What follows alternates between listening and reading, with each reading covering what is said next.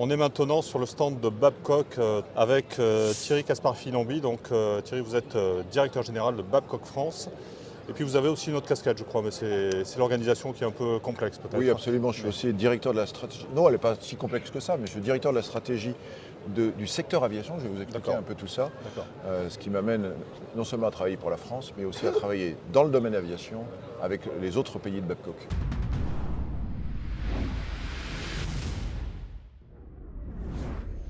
Et on va terminer avec votre CV rapidement, en 2 mots. Vous êtes ancien général de l'armée de l'air, vous étiez un grand nom du transport aérien militaire. Vous avez fait beaucoup de transal à la grande époque du transal. Ce qui vous a amené aussi donc aujourd'hui à travailler chez Babcock. Babcock, on connaît le nom, c'est un nom c'est une société qui prend du badin en France. Rappelez-nous un peu les origines du groupe, de la société, de l'implantation en France. Oui. Alors, Babcock, c'est un grand groupe international britannique et qui est maintenant déployé dans de nombreux pays, dont la France. La spécificité du groupe, c'est d'apporter des services aux États, notamment à la Défense, au ministère de l'Intérieur, des services dans l'entraînement, dans le maintien en condition des matériels, dans le maintien en condition des équipages, et aussi de faire des opérations aériennes. Et c'est comme ça qu'on s'est implanté il y a 10 ans en France, grâce à une société que Babcock avait rachetée qui faisait des missions hélicoptères SAMU, missions que nous faisons toujours. Et vous êtes connu donc pour ce qui est de l'armée de l'air, pour les Pilatus, les PC-21 qui sont à Cognac.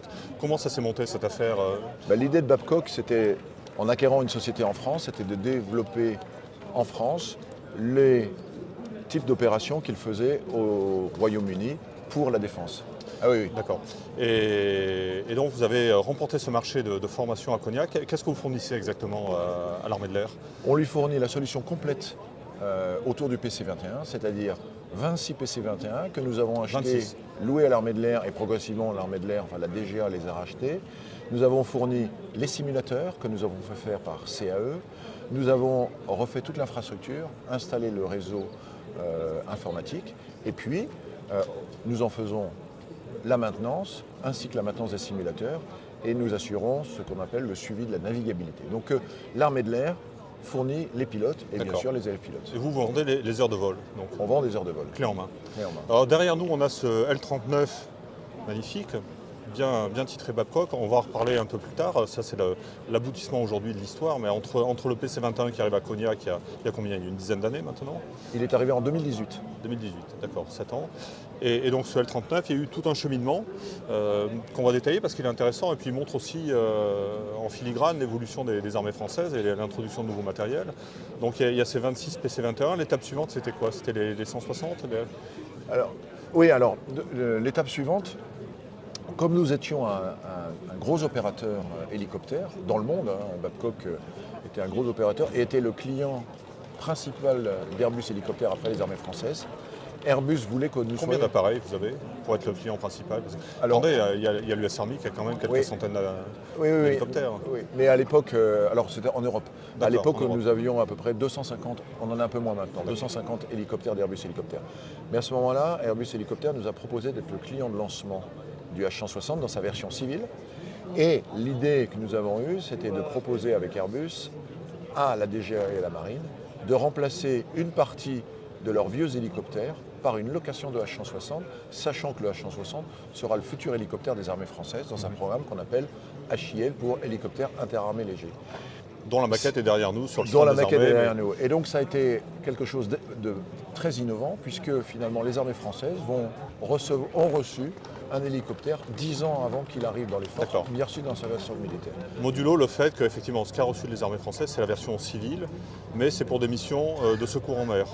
Absolument, des missions de secours en mer, des missions de contre-terrorisme maritime. Donc dans sa version civile avec des spécifications qu'ont donné la marine et c'est nous, Babcock, qui avons fait les modifications pour ces missions-là.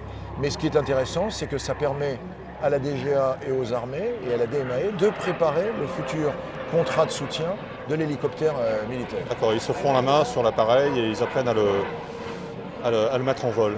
Absolument. Combien vous avez acheté de H160 à ce moment-là? On en a acheté 11, dont 6 pour la marine, et puis 5 qui sont à venir, et pour lesquels nous sommes en discussion avec des clients potentiels qui sont intéressés par cet hélicoptère dans le monde, puisque comme je vous le disais, je suis aussi directeur de la stratégie du secteur aviation. D'accord. Pourquoi secteur aviation? Puisque en France, on travaille pour l'instant que sur de l'aviation, mais Babcock travaille aussi bien dans le monde marin. Et même Babcock est un constructeur de bateaux. Il a participé à la construction des porte-avions, il construit des frégates. Des porte-avions britanniques. Porte-avions britanniques.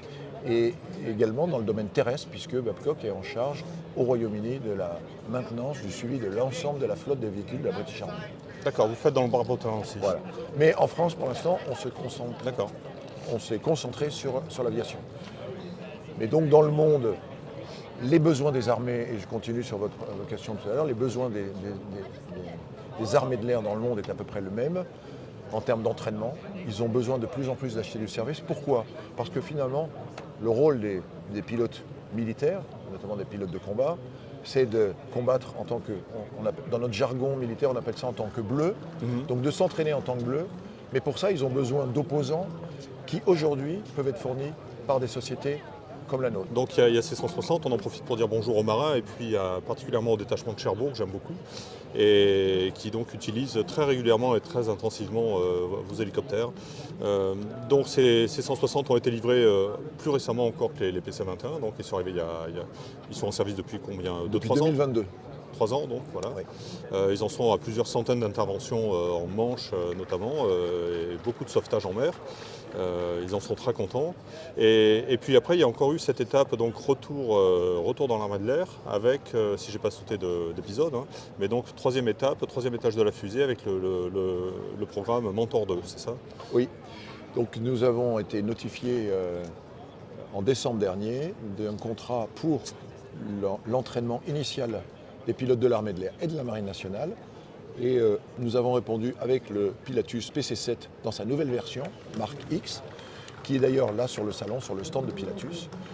Les 3 premiers avions sont déjà en construction. La semaine dernière, j'étais chez Pilatus, j'ai vu les fuselages des 3 premiers avions. Ces premiers avions arriveront dans l'armée de l'air en 2027. Et si nous faisons comme pour Fomedex, 6 mois après, les premiers élèves pourront commencer leur formation sur PC-7. Donc c'est de la formation ab initio. Ab initio. Le premier avion dans lequel ils voleront, ça sera le PC-7. Absolument. C'est quand même assez extraordinaire. Enfin, c'est un oui, avion. Mais à mon époque, 700, on commençait par le Fouga. Oui. Donc c'était quand même un avion extraordinaire. Vous ne faisiez pas d'avion de hélice? On faisait un peu d'avion à hélice, oui. Mais comme aujourd'hui les pilotes de l'armée de l'air font du planeur, oui. Donc leur premier avion c'est le planeur, puisque l'armée de l'air c'est un avion sans hélice. Voilà, mais ce qui est le sens du vol. Le PC-7 remplace quel avion? Le PC-7 marque X donc sera basé à Salon pour de l'ab initio. Il va remplacer quel avion là-bas? Il va remplacer le Grob qui est à Cognac. D'accord. Et donc le Grob 120. Le Grob 120 qui est à Cognac. Et donc il va s'arrêter au fur et à mesure que le PC-7 va monter en puissance. Et il remplacera en partie le Cirrus, mais l'armée de l'air va garder quelques Cirrus à Salon. Vous qui êtes un homme du transport aérien et qui avez toujours travaillé en équipage, le fait qu'on remplace ce biplace côte à côte du Grob avec l'instructeur à côté de l'élève par un biplace en tandem, c'est pas comment vous voyez l'affaire? Est-ce qu'on y perd, on y gagne? Ça a été un choix de l'armée de l'air de demander un avion tandem, qui est justifié par le fait que cet avion il va sélectionner des pilotes de chasse et des pilotes de transport. Mais pour les pilotes de chasse, apprendre à faire de la patrouille serrée dans un avion côte à côte, c'est un peu compliqué. Oui. Et je souscris complètement à cette idée. Et donc l'armée de l'air a voulu vraiment un avion en tandem. Combien d'avions qui sont 22. 22. Avec cette capacité pour l'armée de l'air de les racheter, de les intégrer en patrimonial dans sa flotte? Absolument, absolument. C'est un contrat un peu différent. Ils les auront à la fin du... c'est-à-dire qu'on a... On dit dans notre jargon financier, on a lissé la location des avions sur la durée du contrat. Donc au bout du contrat, l'armée de l'air sera propriétaire des avions. Elle les aura payés au fil des ans? Oui. Ça sera moins douloureux? Ça c'est un choix. Dans le cas de Fomedex, c'était différent. C'était des options d'achat. Voilà. Aujourd'hui d'ailleurs, l'armée de l'air a racheté combien de PC-21 de Cognac sur la flotte des 26? Tous les premiers 17 ont tous été rachetés. Ah oui, sur la deuxième partie, je ne sais plus où on en est. Est-ce qu'il y a d'autres gros chantiers à venir en France ou est-ce que finalement vous avez un petit peu raflé la mise avec ces différents contrats Fomedex et Mentor? Il reste bien sûr les transporteurs qui vont avoir besoin d'un avion pour les former. Donc c'est un contrat un appel d'offres qui est en cours qui va sortir bientôt, qui est même déjà sorti. Bien sûr, nous allons y répondre pour continuer à soutenir l'armée de l'air. Là, on parle du remplacement des Xingu qui sont à bord. Absolument, absolument. Sinon, si vous voulez, dans l'évolution, vraiment l'armée de l'air a pris conscience de l'intérêt de ce type de contrat en termes de service. Elle a compris à quel point l'armée de l'air et le ministère des Armées, à quel point une société comme la nôtre pouvait aller beaucoup plus rapidement pour mettre en œuvre un nouvel avion, mettre en œuvre l'infrastructure. Forcément, l'industriel est un peu plus flexible dans le choix de ses sous-traitants. Et donc, ça a permis, j'aime bien citer ce chiffre, les premiers élèves ont été formés à Salon sur PC-21, 2 ans et 4 mois après la notification du contrat. Formés à Cognac. À Cognac, oui. 2 ans et 4 mois. Les premiers élèves étaient formés, ça veut dire que les instructeurs étaient déjà formés sur l'avion, que l'avion volait déjà depuis 6 mois, que le simulateur était opérationnel. Voilà. Donc ça, c'est vraiment un des grands atouts de ce type de contrat. Et puis, ça permet à l'armée de l'air de concentrer ses pilotes sur le cœur de leur métier, qui est quand même d'apprendre à faire la guerre. Quand on a un appel d'offres comme ça, l'armée de l'air est assez agnostique sur le choix de la plateforme. Elle vous demande un objectif final, elle vous demande un avion en tandem, elle vous demande telle et telle caractéristique, mais ce n'est pas elle qui va vous dire on veut tel avion. C'est à vous de choisir sur le marché ce qui existe et ce qui peut... Exactement. L'armée de l'air émet des spécifications qui sont reprises dans le contrat par la délégation générale de l'armement, la DGA, et nous, comme on a l'intention de gagner, on choisit l'avion qui a le plus de chances de gagner. Et en termes de prix, mais en termes de réponse aux spécifications, on ne va pas forcément choisir l'avion exact que souhaiterait l'armée de l'air, mais on va essayer quand même de faire plaisir à l'armée de l'air tout en remportant la compétition. Et pour le PC-7, donc Mark X, est-ce que vous aviez considéré d'autres avions? Oui, nous avions considéré à peu près tous les avions existants, du Grob, PC-7, le Dart 750, y compris un avion turc. Qui est un peu plus loin sur le salon peut-être? Qui est là, oui, le Rkus que nous avions vu. Et puis quand le cahier des charges est sorti, quand l'appel d'offres est réellement sorti, eh bien, on a tout considéré et on a décidé de partir avec le PC-7. Il fallait que ce soit un avion à turbine ou ça aurait pu être un avion moteur à piston? Il fallait que ce soit un avion à turbine. Il faut que ce soit un avion haute performance et ça peut être qu'un avion à turbine. Même pour le début. Et normalement, il y a des problèmes de nuisance à Salon, comme vous le savez. Et donc, il fallait que ce soit un avion qui puisse évoluer en haute altitude pour diminuer ces nuisances. Je sais d'autant plus que j'ai de la famille à Pélissane, alors on dit bonjour aux Pélissanais. Il y a le Luberon aussi, les avions quand ils font de la voltige, il faut qu'ils soient assez hauts pour ne pas gêner. Oui, il y a ce problème aussi à Cognac avec les PC-21. Donc voilà, on a le PC-7, j'ai pu le vérifier la semaine dernière chez Pilatus, il est moins brillant que le PC-7. Oui, il est moins puissant. Il est moins puissant. On est à quel niveau de puissance sur le PC-7 d'ailleurs, Mark X? De mémoire, c'est 700 chevaux. 700 chevaux. Ouais. Ce qui correspond, c'est la boucle est bouclée, puisque c'est grosso modo ce qui correspond aux Tucano qui étaient arrivés à Salon à la fin des années 90, qui ne sont pas restés très longtemps, mais qui étaient 750 chevaux. Mais qui étaient dédiés aux pilotes de chasse. C'est-à-dire qu'à l'époque, ils faisaient Epsilon. C'était la filière chasse. Voilà. Alors que là, le PC-7, ça sera le Fouga Magister de mon époque. Et on a le sentiment d'ailleurs, quand on regarde dans le rétroviseur ce qui s'est passé avec l'armée de l'air, le choix des différents avions, qu'elle a quand même beaucoup tâtonné avant de se jeter à l'eau et de faire ce choix de partenariat public-privé avec quelque chose de très structuré, cohérent et sur le long terme. Est-ce que j'ai bon ou est-ce que vous avez une vision différente? Non, vous avez bon. Alors, il y a deux choses. Il y a le choix de l'avion. Là, il y avait... Moi, j'étais encore dans l'armée de l'air quand clairement l'armée de l'air avait fait le choix du PC-21 parce qu'elle voulait cet avion pour toutes les raisons dont elle se félicite aujourd'hui d'avoir le PC-21. Pilatus avait bien expliqué tout l'intérêt de cet avion. Il avait fait vraiment un avion qui était en avance sur son temps, très clairement en termes d'entraînement. En revanche, l'armée de l'air, initialement, pensait l'acquérir comme les Alpha Jet et les faire maintenir par ses mécaniciens. Et c'est la DGA qui a souhaité faire ce type d'appel d'offres en termes de service. Donc voilà, on a bien couvert cet aspect de partenariat public-privé. Donc on va revenir au L39 qui est derrière vous. qui a une histoire cet avion, enfin la flotte qu'il représente a une histoire. Est-ce que vous pouvez nous rappeler dans quelles conditions vous avez acquis ces appareils? Oui, alors ces magnifiques L-39, le monde entier les a connus puisque c'était les L-39 de la patrouille Breitling. Patrouille Breitling qui est à ce jour la seule patrouille acrobatique sur avion à réaction civile, patrouille acrobatique civile sur avion à réaction.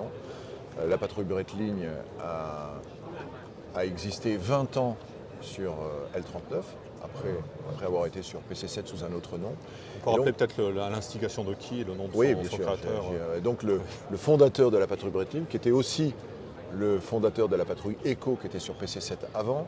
Donc il y a un lien, PC-7, L-39, vous voyez, on reste dans ce même monde. C'est Jacques Bottelin, un entrepreneur de génie, qui a la passion dans le sang, la passion de l'aviation dans le sang, et qui depuis les années 80, il avait commencé sur Marchetti, et vous verrez quand même à quel point ça continue, Marchetti, puis ensuite le PC-7, et puis le L-39, et cette patrouille, il l'a amenée dans le monde entier, notamment en Asie et aux États-Unis. Cette patrouille, il a rivalisé avec on peut le dire, avec les patrouilles militaires, elle n'avait pas à rougir. Quand Breitling a décidé de retirer son sponsoring parce que de rediriger sa communication vers d'autres secteurs que uniquement l'aviation, eh bien Jacques Bottelin a cherché à vendre sa société. Ne trouvant pas de repreneur, ça faisait longtemps nous qu'on essayait de travailler avec lui en sous-traitant. Et puis pour les raisons que je vous évoquais tout à l'heure, nous nous sommes dit, eh bien là on a une flotte qui nous permet de mettre le pied à l'étrier vers ce qui est le continuum de ce que nous faisons, Elementary Training, Advanced Training, et ensuite Operational Training. Qu'est-ce que c'est que l'Operational Training? C'est continuer à entraîner les pilotes de l'armée de l'air lorsqu'ils sont en escadron de combat, en leur fournissant des plastrons. Ouais. Donc on a acheté ces 11 L-39, qui ont encore beaucoup de potentiel, qui ont été maintenus en excellentes conditions, et qui sont très beaux. Ils ont entre 2000 et 2500 heures de vol, sachant qu'un avion comme ça, il peut voler jusqu'à 4500 heures de vol. Nous avons un stock de pièces détachées énorme. Et donc nous pouvons voler au moins 10 ans. Et en moteur, on a une bonne avance en moteur. Et donc on peut voler à peu près 10 ans en faisant 250 à 300 heures de vol par an. Qu'est-ce qu'on veut faire avec ça? Bien sûr, la première mission, c'est celle que je vous décrivais, j'y reviendrai pas, fournir des placerons à l'armée de l'air. Bien sûr, dans du low spectrum, on ne va pas aller faire du combat haute intensité contre le Rafale, mais le bas du spectre. Et quelque chose qui est très intéressant, c'est de l'entraînement tactique des pilotes en ce qu'on appelle entraînement de l'appui au sol, en cast training, mais d'entraîner aussi ceux qui sont au sol pour guider les avions, les JTAC. Les opérateurs voilà. au sol. Et ça, il y a un vrai besoin en Europe, donc on va y répondre. Mais aussi, le L-39, c'est un avion qui a été vendu à 4000 exemplaires dans le monde. Beaucoup d'aviation, et notamment d'aviation africaine, d'armée de l'air, sont équipées de cet avion. Elles n'ont pas de solution d'entraînement. Donc, notre ambition, c'est de créer à Dijon une académie, une training academy à Dijon, dans le nid des cigognes, puisque nous sommes dans l'escadron A de cigognes, de recréer ce que l'armée de l'air faisait au profit déjà de pays étrangers, notamment sur Mirage, puisque c'était la Mirage Academy. Voilà. Alors, on ne va pas être aussi ambitieux, mais on a, et justement au Bourget, on reçoit tous les jours des délégations qui se disent très intéressées de nous envoyer des pilotes, soit pour leur faire des refreshings, soit leur faire du tactical training, soit des élèves pilotes pour les former sur L-39. Vous avez des noms à nous donner de pays? Pas encore, parce que tant que personne n'est sorti du bois encore. Voilà, non mais on a reçu plein de délégations, mais vous pouvez prendre en priorité ceux qui sont intéressés. C'est celles qui volent encore sur L-39, donc le Nigeria, l'Ouganda, l'Éthiopie, tous ces pays-là sont intéressés. Ça ne veut pas dire que pour l'instant nous n'avons signé aucun contrat, mais on est en discussion. On leur présente pour l'instant ce qu'on sait faire, parce que maintenant c'est du concret. Par contre, il n'est pas question d'envoyer des avions dans ces pays-là pour les former sur place. C'est plus simple on est ouvert. Nous, on a, si vous voulez, chez Babcock, on ne vient pas imposer une solution. On vient demander à notre client de quoi vous avez besoin, et nous, on va lui proposer ce qu'on estime pouvoir être fait en termes de performance et de budget. Qu'est-ce que vous voulez qu'on fasse et de quel budget vous disposez? Prends un bon exemple. J'ai un pays qui me dit, moi, j'ai plus d'avions de chasse, mais je veux en racheter, un pays africain. Mais j'ai des pilotes de chasse et aujourd'hui, je ne peux pas les entraîner sur avion de chasse, donc ils volent sur avion de transport. Mais en attendant, j'aimerais bien vous les envoyer pour faire des heures de vol régulièrement chaque année pour les maintenir en condition.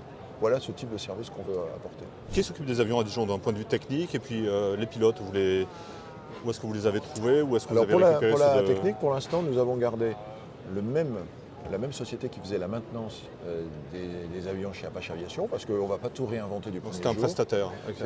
C'est une société estonienne, parce que les avions sont immatriculés en Estonie. Oui, c'est ce qu'on voyait. Hein, ils sont immatriculés en Estonie.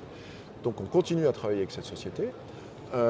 Chez Babcock, on a l'habitude de faire la maintenance de tous nos aéronefs, qu'ils soient nos propres aéronefs ou les aéronefs de nos clients. Donc progressivement, on a l'intention de devenir de plus en plus autonome sur cette maintenance et d'acquérir cette compétence. Aujourd'hui, pour les pilotes, nous travaillons avec les anciens pilotes d'Apache parce que c'est eux qui connaissent ces avions par cœur. Hein, ils ont été dans la patrouille Breitling.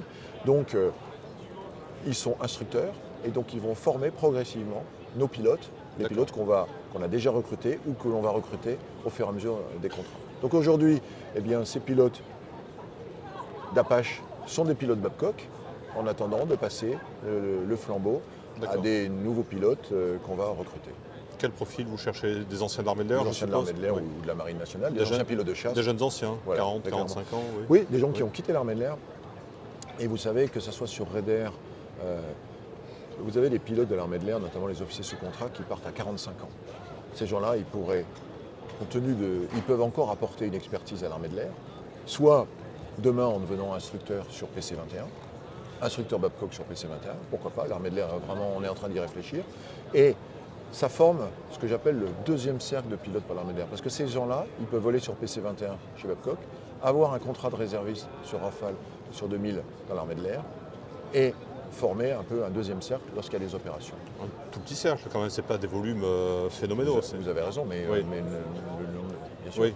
Mais ce qu'on appelle le deuxième cercle, c'est quand on est rentré dans une opération, et j'étais commandant de la défense aérienne des opérations aériennes au moment de l'opération Serval, donc je connais bien. Il faut durer. C'est-à-dire qu'au bout d'un moment, il faut durer. Et là, c'est un appui, un appoint qui peut permettre de durer et de régénérer les pilotes du premier cercle qui vont ensuite revenir. Deux petites questions techniques rapides. Là, je vois que les avions sont équipés de sièges éjectables. Vous les avez récupérés comme ça, vous les gardez comme ça, bien sûr. Hein. Il n'y a pas de souci. Oui. Non, parce qu'il y a du L39 qui vole sans siège, il me semble. Aussi. Non, mais nous, on les garde avec siège. Oui, d'accord, c'est un élément de sécurité essentiel. C'est un vrai élément de sécurité. Et est-ce que vous pouvez emporter des charges sous la voilure? Oui. Celui-ci peut emporter deux charges, donc une charge sous chaque voilure, donc soit des bidons, soit des pods. Et je vous parlais de cast training. Eh bien, il faut qu'on adapte, soit on mettra un pod sous l'avion, soit on mettra un système intégré dans l'avion. On est en train de travailler avec différentes sociétés. Un pod de guidage laser. Oui. Aujourd'hui, il y a vraiment des pods qui sont conçus pour le training, donc qui sont beaucoup moins élevés que les pods opérationnels, puisqu'on ne demande pas à la caméra d'avoir la même définition et qui sont vraiment dédiés au training. Donc on est en train d'exploiter ces différentes choses. D'accord. Et ça, c'est à quelle échéance? Ça peut venir très vite? Ça peut venir très vite. Donc on répond à un appel d'offres de l'armée de l'air. Si nous étions retenus, d'ici un peu plus d'un an, il faudrait être capable de commencer. D'accord. Et là, on pourrait voir du L39 à Solenzara aller tirer de la LGTR sur le champ de tir de Dien, pas seulement ou à Capsieux. Pas seulement. Oui. Alors, pour l'instant, il n'y a pas de demande de tirer des bombes, mais on pourrait le faire parce qu'on pourrait mettre aussi un lance-bombe. Pour l'instant, il n'y a pas ce besoin.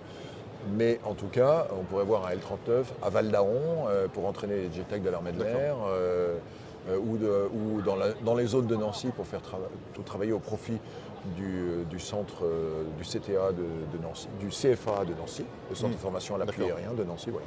C'est ce qu'on se va faire. Et vous voyez que Dijon est quand même bien placé, très bien situé. Géographiquement, oui. C'est pas pour rien qu'on reste à Dijon. D'abord parce qu'ils y sont. Deux, parce que en tant qu'ancien de l'armée de l'air et mon père ayant commandé le 1-2 Cigogne, je serais assez heureux de restaurer quelque chose à Dijon, base qu'on a quitté à contre-cœur quand même. Que ça sente un peu le kérosène. Voilà, quand même, tout de même. Et puis, est-ce que vous envisagez un jour de mettre un petit radar dans cet avion? Pas pour l'instant. Non, pour faire du plastron, c'est pas le but. Pas pour l'instant. Je vous dis parce que pour faire du plastron, l'armée de l'air a besoin quand même d'avions de plus haute performance. Et puis, ceci étant, je crois aussi que l'avenir dans les raiders, c'est à l'émulation et à la simulation plutôt qu'au radar.